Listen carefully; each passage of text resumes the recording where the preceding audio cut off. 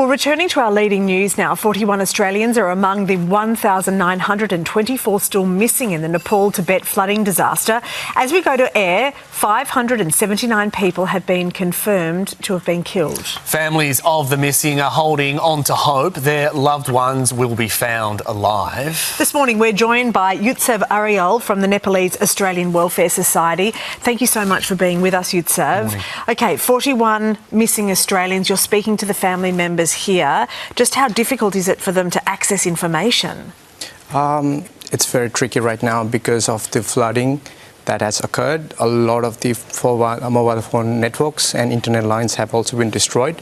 However, there have been reports coming through where a lot of survivors have managed to climb to the higher places towards the hills, and they've been able to access some sort of information from them that a lot of them are stranded, a lot of them are waiting for rescue as well. I have a colleague itself who is currently in Mansarovar, but fortunately she managed to survive the scare after the flooding. But she's in higher ground where the rescue efforts hasn't reached yet, but they're okay at least. So I suppose the game right now is just holding out that hope because all that infrastructure has been wiped out. People could be okay, but these families just don't know. They just can't get in touch. That's true. And there is a lot of hydropower projects built in this particular line of river, and there have been a lot of tunnels that have been built. So there is report that a lot of the engineers and workers are stuck inside this tunnel. Okay. Fortunately, some 150 of them were rescued yesterday, but there are still many missing out. There have been reports of a lot of these bodies that have been swept to our southerly side as well. So as far as 40 kilometers downstream, people are finding bodies and their relatives and all those stuff as well.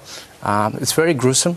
It's very sad, especially for us based here where we can't do much but hope and pray that a lot more survivors could be found. Thousands and thousands of homes, more than 10,000 homes have been taken out. So where have people got to go? It's not like they can go and stay with family and friends because their houses are gone too.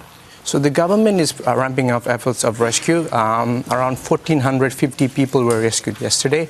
So most of them are being taken to Kathmandu, where they have built a very temporary rehabilitation grounds and centers where they could be sheltered. And the government is ramping up efforts where they would be sheltering these people for temporary basis. And the big work begins after this to rebuild everything and hope nothing like this would ever happen again. We've got such a beautiful Nepalese community here in Australia. You've been holding candlelit vigils as well for the past couple of nights. We've got some images of it right there. The government this morning has committed some money and some boots on the ground to help in that coordination. If people are watching, how can they help the community here in Australia? So we are urging everybody to donate, if they could, to the Prime Minister Relief Fund. That is the formal way where the government is expecting money to flow so that they could use to rebuild the country and help the people in need.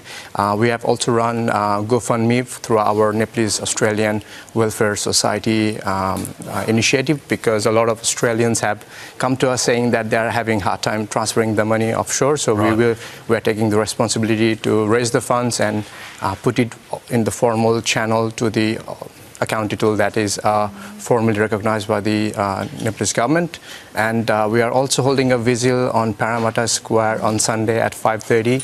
So people can come in solidarity as well. The Nepalese community in Australia is just so beautiful. It is strong. It's just so awful that everyone's going through this. Thanks so much, Yutsev. Thank you. Thank you. Thank you for having me.